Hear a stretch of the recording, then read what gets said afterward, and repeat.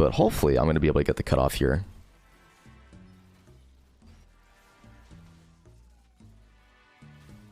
And you know what, fuck, I'm just going to solo kill him.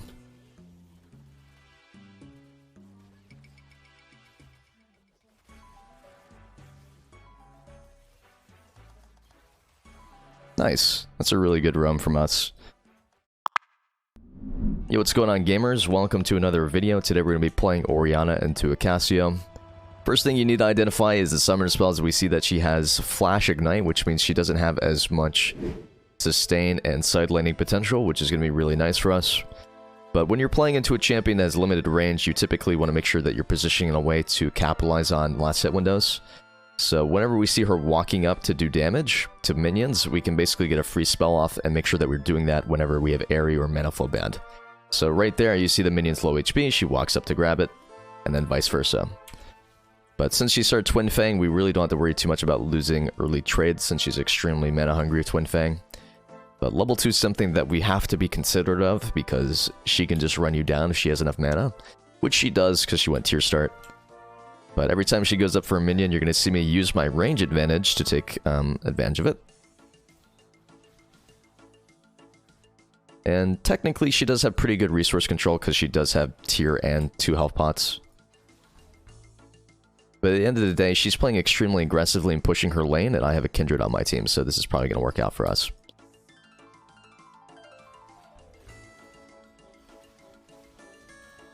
Now, that should just be a flash Q, yeah. She's dead. Alright, so here's what we're going to do. I'm going to let this wave push into me, and I'm just going to teleport back with a tier. Alright, I got trolled. It's fine. Whatever. She doesn't have TP, so by freezing the wave here, I'm creating a situation where Cassio's losing even more CS because it's killing my wave instantly. And this also makes it extremely easy to gank her again, because guess how far she has to walk up to approach the wave? Really far. Now, it does suck that I don't get my itemization choice here, because teleporting and grabbing item stats would be awesome. But I can do that whenever I want. I just need to make sure that the wave doesn't push too early. Now, she wards right here. We have vision of her ward, which means that my jungle can play around it next time. But she is super overextended, so if my jungler ever finds the opportunity, it is going to be pretty much free. It's just about getting that opportunity ready in the first place. Because if I don't play like this, and I don't create that opportunity for a regank, then we aren't really taking advantage of the fact that we just have a better matchup. Now, unfortunately, I'm just going to go in TP here. This seems like a good timer, honestly. This is currently Cannon Wave. Cannon Wave is one of the hardest waves to push in the early game because it just absorbs so much damage. So I'm going to grab a tier, and I'm going to grab Amp Tome, immediately teleport back with my stat advantage.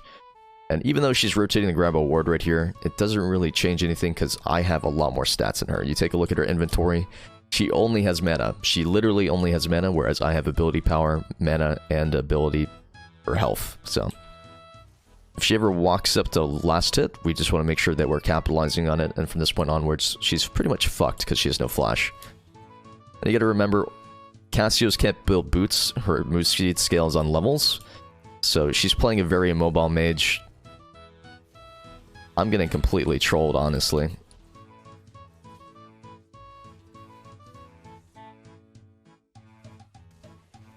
And we'll just go and repeat.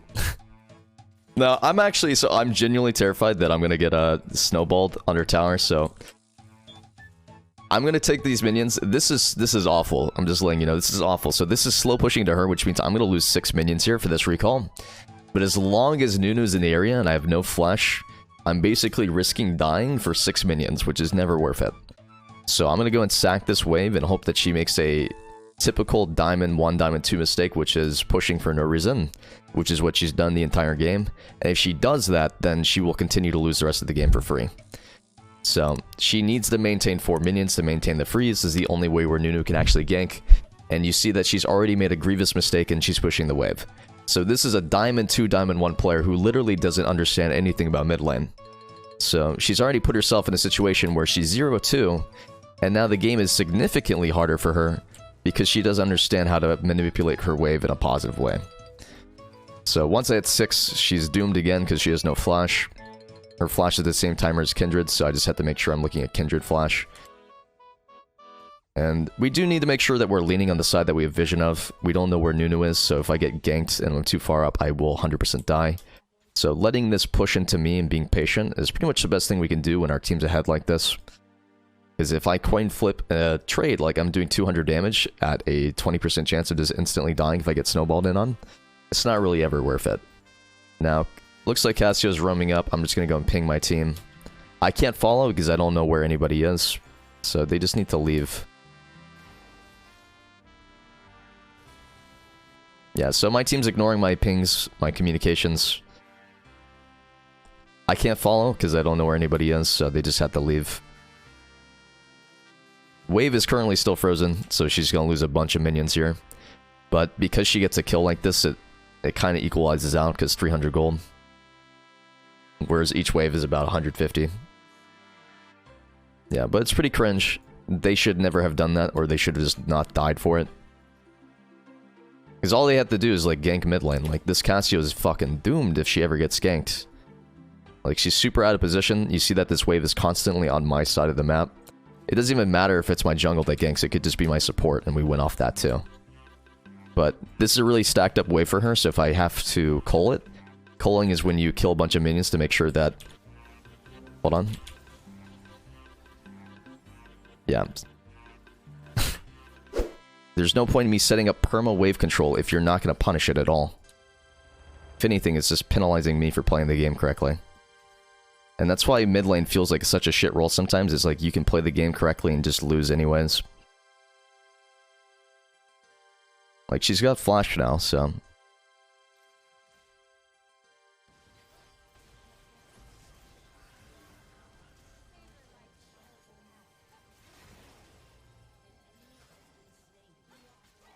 Wow, would you look at that? We played around mid lane and we instantly won the game. That's fucking nuts. I can't believe it. Guys, this is how mid lane is meant to be played.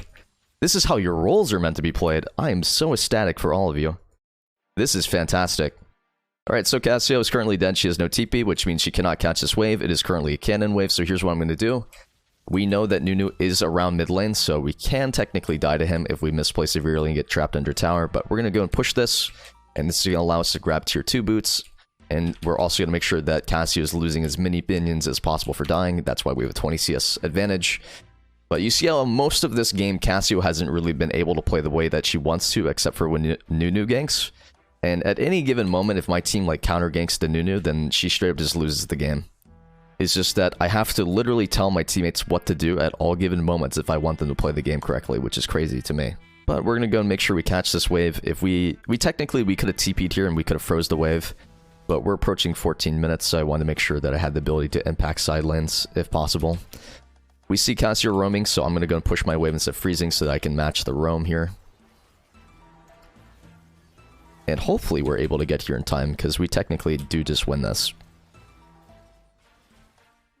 If they dodge a bunch of the Cassio damage, it's like golden for us. She exhausted after all the damage was done.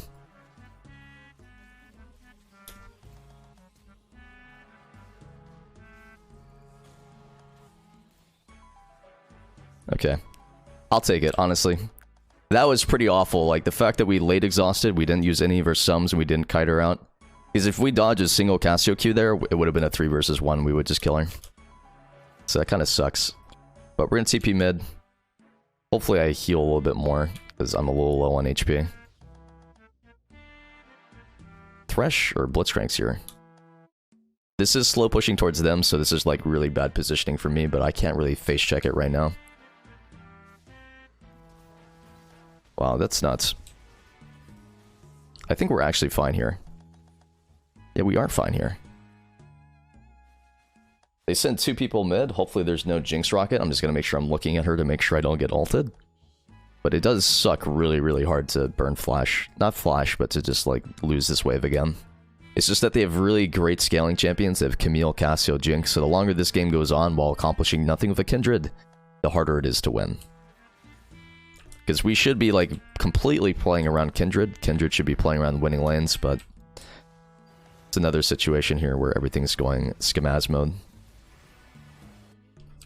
But hopefully I'm going to be able to get the cutoff here.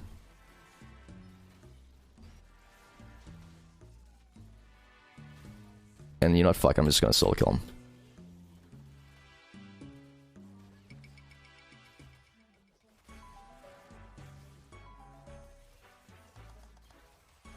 Nice. That's a really good roam from us.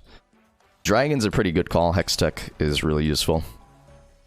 I would prefer to get mid lane CS right now, or bot lane CS. Especially because I'm super close to Ludens and I don't want to go in debt for it, but I think this is fine as it is right now.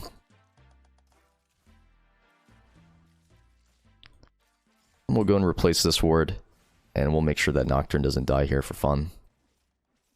But there's a chance that Nunu just snowballs down mid, or Blitzcrank snowballs down mid, so we're just going to be patient and wait for this wave to come to us. A lot of people make a big mistake of catching the wave high. So catching high and catching low is referring to like what part of the map you're getting the wave in. So if I'm catching the wave here, this is considered low. If I'm catching the wave over here, that's considered high. Now, catching it high has more tempo or momentum because you're doing it faster and closer to the enemy objective. But catching it low is slower tempo, but it's also much safer. So knowing when to be patient and allow the wave to come into you, or knowing when to approach the wave, is dependent on like context. So if I see Cassio bot side and I need to put as much pressure on the map as possible, then I catch high. If I don't know where anybody in the map is and we're not contesting any objectives on the map, then it's important to catch low. Because that way I give myself the most protection. So right now we know Nunu's top side. We do have Rift Herald Division, or Scuttle Crab. But man, it kind of sucks that we have to play around. So we see Cassio rotating. I'm going to go and crash my wave here so that I can rotate for free.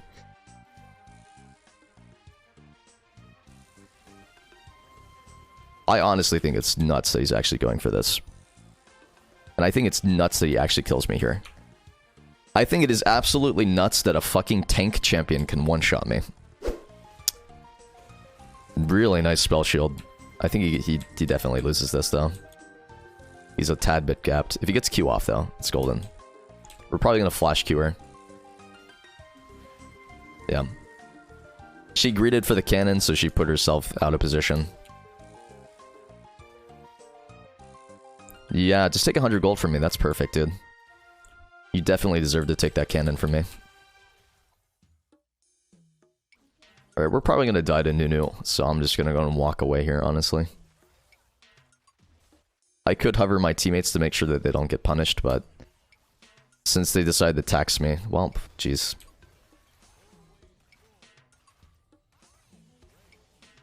Oh, she actually just killed tower. Yeah, if she follows me bottom, then it's like piss off mode. Like, you can't just rotate into my lane, take my CS, and then not stay. Like, her being mid is fine, but like, you should have just given me the wave before you took it over. I do have TP, so catching side waves is super great for us.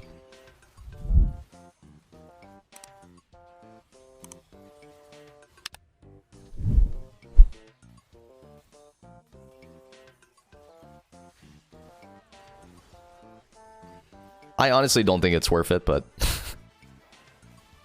Yo, if we got the Blitz there too, it would have been... Sorry, the Camille. Oh, it actually is a Camille angle too. That's crazy. So it ends up being a pretty decent teleport. I think it actually was a shit teleport up until we got those 2 kills. It's still a bad teleport, but it's low-key justified because we converted the Jinx off of it. But it's really, really hard for me to force a play from that angle, so I think it was just better not to do it and catch side wave. Like, her going bottom here just straight up pisses me off, honestly. Like, why are you not just mid lane if you want to farm? Like, 2 people mid, more pressure on neutral objectives, more pressure on jungle. Well, I did have TP, but her going bottom just to take that away from me when she could catch mid wave is just kind of tilting. Especially because she's done it 3 times in a row now. No, I do not play jungle. I only play jungle when I'm autofilled. But the good news is we have completed Seraphs. This is kind of when Orianna hits her like max threshold. The reason why Seraphs is only good on this champion and Ori is the only champion that can utilize this is because she has pretty good mana cost, so she heals a lot. Gives really good mana, which is something that she's starved for most of the time. And then you also have the additional ability haste that allows you to perma-spam ball. A pretty interesting play. We are doing Dragon right now, so I think it would have been better to just play around Dragon. But he gets a solo kill, which is pretty poggers, honest. We'll use the ball for zoning pressure. I'm the one who goes bottom here. Please stay mid. Please, please, please. I have TP in 90. The reason why I went mid lane to begin with, even though, like, it's her lane, technically, at this point, is because when you're contesting neutral objectives, you want to get mid prio. I'm pretty much dead here, because I was looking at my monitor. Dude, I swear, like, straight up, what is this? 500 true damage? Wow. But the good news is that we're not gonna lose this tower of objective bounty since Nocturne matches. The bad news is, every single time you die, you are missing out on the opportunity to farm, so you're just losing golden experience. So it's really important as a scaling champion, Vayne, Orianna, no matter what champion it is, you have to die as little as possible, because every time you're dead, that's 40 to 50 seconds where you could be farming. 40 to 50 seconds where you could be getting stronger. So understanding that and making sure that you're avoiding just random deaths, because it's not ever worth it to risk dying for 100 gold when it denies you another 200 gold, whatnot.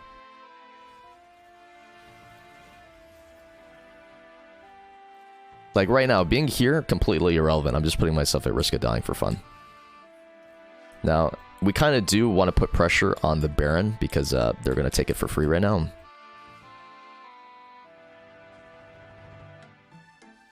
And I think we do actually just win this straight up. Oh, I'm getting engaged on, so we just instant lost.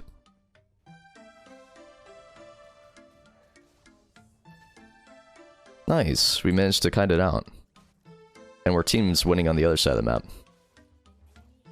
So we ended up stopping the Baron, we get a free Camille kill, and now we can actually start Baron here if we want to. We're just missing Kindred right now, so we gotta wait for her to spawn. So as long as I don't die to a random snowball right here, or Blitzcrank hook, we're like golden. And we do have information, we know exactly where the jungle is, so doing this Baron right now is super efficient. They can 100% outsmite us with the Smite Steal. So it's really pivotal that we stop him from getting into the pit. Alright, fantastic. Alright, I guess I'll be the one to recall and deal with this since I have TP. We're gonna go for Void Staff next, just because they have a lot of melee champs, and melee champs have high base MR growth. Theoretically, going Zonias or Rabadons would be better here otherwise. But I'm a pretty big fan of Void Staff as my third item. They also have Consecration Aura from Blitzcrank, which helps a little bit. But we'll go and click on every single enemy character so you can see how much MR they have. That's 47. This is 50. So I guess it's actually not even that good.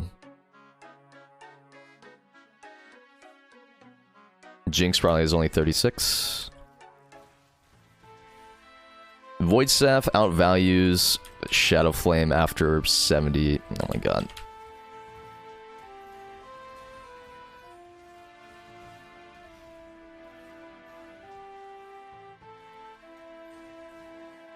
Man, this champ's so cringe.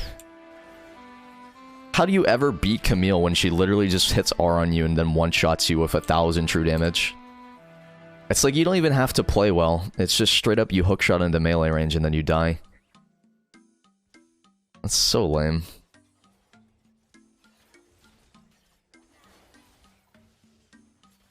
It's just the same thing, dude. She literally just engages at like 2,000 range and then hits R.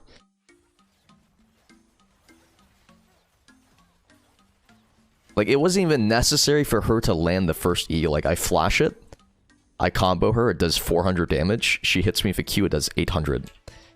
But we're gonna go and TP here. TPing to this one's actually a little wrong, but... So we want Cannon to constantly be hitting.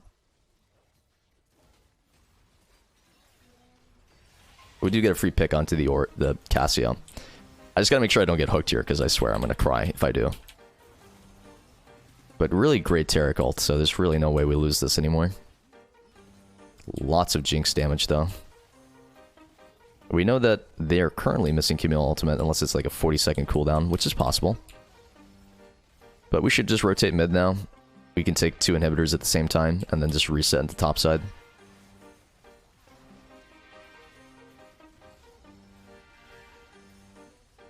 Yeah, there's no point staying, so just reset. We take Dragon. And then we all go top as a team. I'm gonna go and buy the Void Staff anyways, even though it is not the ideal item. Just because I can afford it right now, it's gonna give me the strongest power spike before we come up to this. I think Shadow Flame would have been decent. So at least we're getting magic penetration out of it. But if the people I'm hitting the most are the front line, then it makes sense to have Void Staff specifically just for them. Because it's not often I actually get to hit the Jinx or the Cassio. I'm going to usually be hitting the Camille, the Blitzcrank, and the Nunu. So I need my entire team to come top here, because the game's over if we go through top. So them going through mid, my Kindred doing this, like straight up, resetting and then doing one camp and then resetting again is like the biggest time waste I've ever seen in my life. This is like really poor tempo. Tempo is the momentum at which you're doing something, the speed for momentum. So you reset, you spend your gold, and then you go do a camp, and then you spend your gold again. Like, you see how that's a problem where we've wasted pretty much 50 seconds? So we shouldn't be wasting 50 seconds like that, ever. Because we have to wait for her to get back on the map again, and if they engage 3 versus 4, we just instantly lose the game. Now, they're not doing it because... oh my god. Alright, turns out Terek's broken, guys. What a champion. The enemy Blitzcrank's on our team, I think. We're gonna speed up our front line so they can get onto the Camille, the Nunu faster. Nice. And we should be able to end as 5 here.